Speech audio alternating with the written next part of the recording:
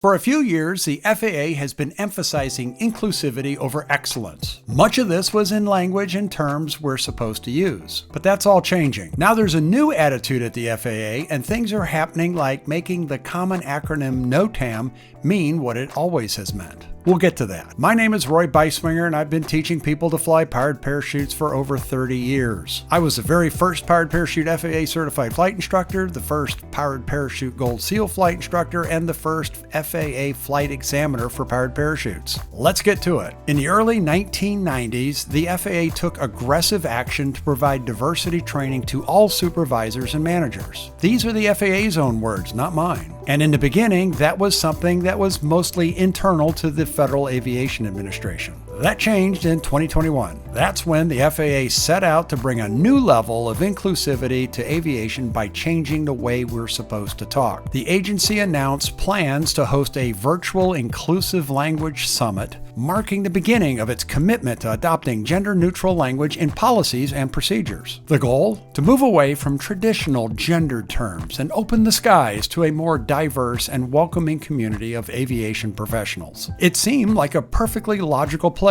for a safety-oriented organization to focus resources. But this was more than a policy change. It was a cultural shift. The FAA had already taken significant steps earlier in 2021, assembling a subgroup to assess how inclusive language could be integrated into their documents, policies, and public communications. The task was far from simple, even if it was simple-minded. Abby Smith, who was Executive Director of Aviation Policy at the FAA at the time, was impressed with the subgroup's research. Quote, "We really appreciate this, and the level of thought that this subgroup applied to the task was really amazing," she remarked at a drone advisory committee meeting. One of the subgroup's key recommendations was to replace terms like unmanned aircraft system with uncrewed aircraft system, signaling a shift to language that included everyone. And I have to admit that the change really confused me when I first heard it, because I heard it before I saw it written out. It came out during a conversation where some fashionable people were talking not about drones, but about crewed aircraft. Now, I'm a powered parachute pilot, and neither me nor what I fly is very sophisticated. But I was surprised when officials referred to me as crewed.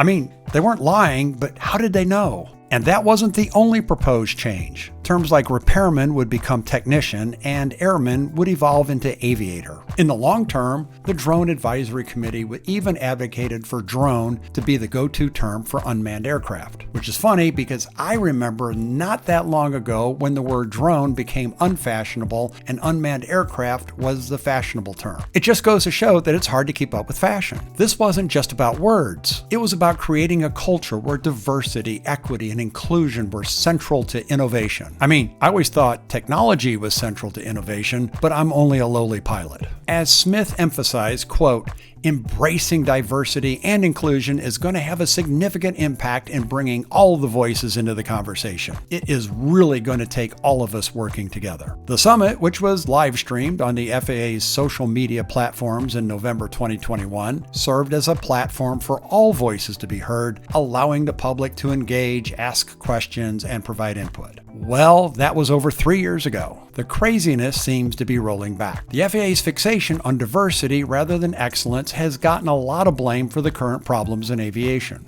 On top of that, one of the things that President Trump ran on was an elimination of stylish language changes. For the FAA, this started with geography, which is key to aviation since geography is what we're flying over. Alaska's Mount McKinley was changed by President Obama in 2015 to Mount Denali. This probably confused a lot of geography students who thought Denali was somewhere in Tibet.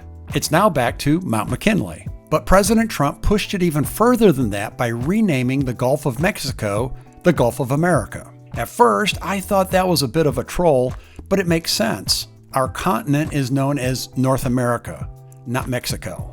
So FAA charts are being changed to reflect those geographical name changes. Same with Apple Maps and Google Earth. And another recent change has been rolled back.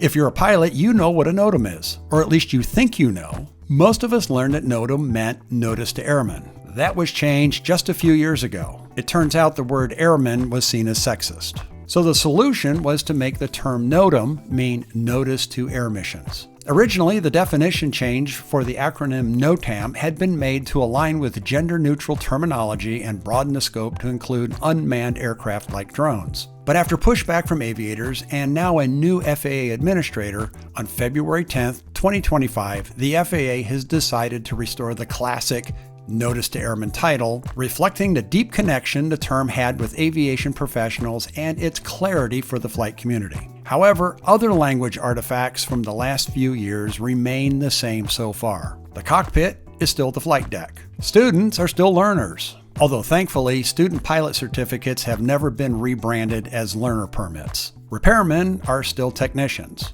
And I don't think anyone knows what to call drones / unmanned aircraft / uncrewed aircraft. I just know for sure that I'm still just a crewed pilot flying crewed aircraft. If you would like to learn how to fly crewed aircraft yourself, please check out easyflight.com. Link in the description. Thanks so much for watching, and blue skies.